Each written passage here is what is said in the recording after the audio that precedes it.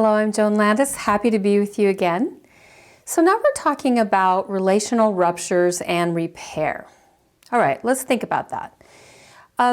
If you are human in a relationship, I guarantee you that when you're in that relationship, you will have a rupture. That is just the most normal thing in the world. What's a rupture? A rupture is any kind of misunderstanding, disappointment, that type of thing where we get a little bit distressed and feel disconnected from that person that we have the relationship with. Okay, so if you're human, you will have ruptures in your relationships. Now, what do we do with that? Well, 99% of us, what we do is we tend to cut people off and just move on. We burn bridges, we leave broken relationships in our lives, and we just don't really repair those relationships. And, you know, one of the reasons we do that is because we honestly don't know how to repair it. We don't know how. And if we don't know how, we feel hopeless and maybe scared about it. And so we decide, oh, we'll just move on. We'll move to a new neighborhood or get a new husband or wife or, you know, just not talk to my mother-in-law for the rest of my life. And so the problem with that, of course, is that instead of building a support network in your whole life that gets broader and deeper and more loving, that we leave a trail of littered, broken relationships. So we need to know what it means to have a ruptured relationship and then some clue about what to do after that. So if we don't want to just cut people off, what do?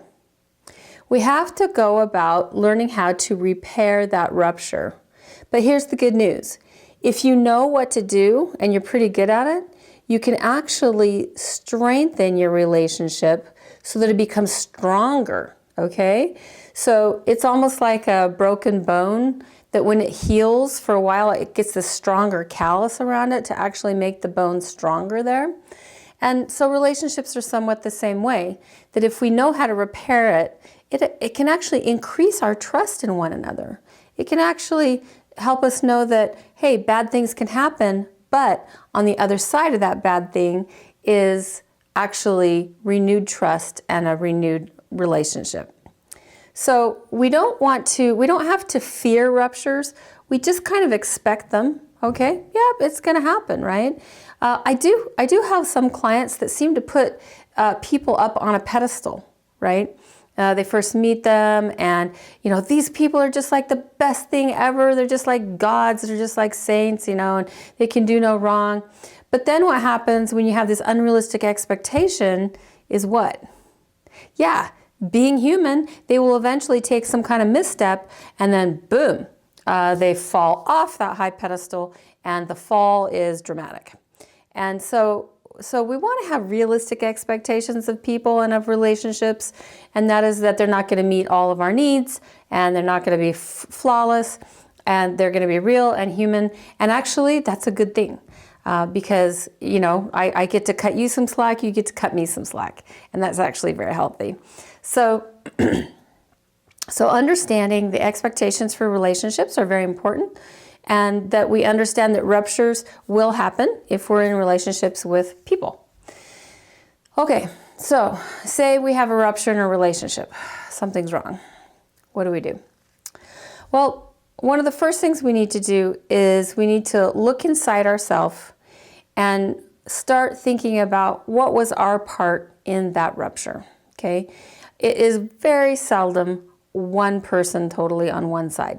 Usually there's things that we've done that have kind of set things up for a rupture. And so anything that we can think of that we may have done to contribute to that, that's very, very helpful. It's a very helpful first step. So just think of yourself, think of what happened in the relationship and try to own what part you may have had in that rupture, okay? And then the next thing is, you know, you need to do a really good apology. And what's a really good apology? Well, a really good apology, number one, is authentic and earnest. It's not a manipulation and it really comes from the heart. And so a really good apology doesn't blame the other person. A really good apology owns what we have done to be part of that. And so that's why the first step is to look inside yourself and say, what did I do? And the next part is when you start doing an apology, that's where you go with it. And you say, I am so sorry that this happened. I'm so sorry that this happened to our relationship and it kind of went south. If I had a magic wand, I would press that rewind button and I would do some things different. Let me tell you some of the things I would do different. I would do this, I would do this. I'm really sorry that I didn't do that. And that's not the kind of person I want to be. The kind of person I want to be is the kind of person that can be here for you and do what needs to be done to have us keep a good relationship. And I am really sorry that I didn't do, or I did do, some stupid, silly things, and that's not who I want to be, and I would like to let you know that I feel really bad that that's how it went. So when you have that kind of apology where you own your own stuff, and you're not blaming or putting, pressure on them, like, well, you were the one that did blah, blah, blah.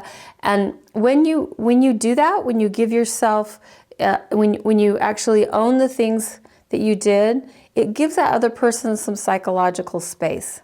It gives them a little bit of breathing room so they don't feel so attacked and so pinned against the wall that they did everything wrong. And the other thing that it does is that it models for them. And this is so important. It models and shows them how a healthy person owns their stuff, okay? And many people have never seen that. They honestly have never seen anybody say, I am so sorry for what I did. And so they can't imagine themselves ever doing that either. But you can be a very powerful transformational figure in your apology and to model what that looks like so that people can see it and go, whoa, that's a little different. That's not what I'm used to seeing. Another aspect to apologizing is please do not say, I'm sorry if I fill in the blank. Don't do that. Don't do that. That is such a non-apology. I'm sorry if I hurt your feelings, because you must be crazy to get your feelings hurt, because normal people would not have gotten their feelings hurt. See how it's icky that feels, right? Don't go to the I'm sorry if I thing. Just I'm sorry I did it. Just own it. Just own it. It will come across much better, much more authentic, and give them much more breathing space. So that's a really important piece on the apology. Don't say I'm sorry if I hurt you. To say I am sorry I hurt you. I'm sorry I was a jerk. I'm sorry I was selfish. I'm sorry I wasn't thinking about your feelings. I'm sorry that I was protecting my own self. I'm sorry that this happened to us. So that's a really important aspect too. So when apologizing is the first thing that we need to do, and then the next thing is to offer to make it up in some fashion. It's like, what is there anything I can do to kind of make it up to you? And often people will kind of brush things off and, oh, well, whatever, But you can have a little follow-up and say, you know what, I would like to take you to lunch to show you that I really think the world of you and I really would like to move forward in our relationship. How about we go to lunch next week? And give them give a suggestion for them for some activity where you can, be together, share some kind of positive things and start moving forward and leaving those negative memories in the past to start making some new memories. So that would be a good thing to do too, is just, say, is there something I could do that would make it better? And they may have some specific things. They might say, actually, I really would appreciate it if you would pay for the shoes that you ruined when you borrowed them, and of course, yes, absolutely. And I'd be happy to do that. And that would be just absolutely wonderful. And so, if people have specific things, then see what you can do. So that's just your basic apology and reparations, right? And then if you can make the reparations kind of relational, that would be really great. Like, if you could work together to fix it. For instance, if she needs a new pair of shoes, you're like, hey, okay, I wrecked your shoes. Let's go shopping for shoes together. right? Let's go. And see if you can make it kind of relational so that you build your relationship as you are kind of making things right. And so things like going out to lunch or whatever, working together in the yard or anything. If you're talking about children, definitely, work together to make it right, whether you're cleaning rooms or repainting something, or that's just always a really great tip to make the repair relational. So anyway, I hope this is helpful to you. I know that when we get good at repairing our ruptured relationships, that it actually can increase the trust that we have not only in other people, but in ourselves, that we have some idea of what we can do. And we don't have to always walk on eggshells. We're like, hey, I cut you some slack, you cut me some slack. It's a beautiful thing. Now, you could be in a relationship with someone who is somewhat narcissistic or controlling. Now, I don't just stay there with those diagnoses and say, sign them off. But if it just seems like that you try to make repairs and they keep putting you in the doghouse and keep making you feel like you can never do enough for them, maybe it would be better to kind of let that relationship go on the back burner and you pursue relationships that are a little safer and more equal, So you kind of have to watch for that. There are people that will try to exert power and control by making you feel guilty and feel like you're never good enough.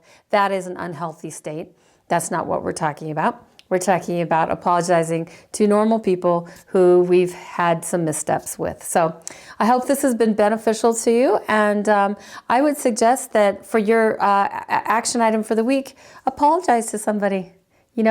Use that format. Apologize. Own your stuff. Offer to make reparations.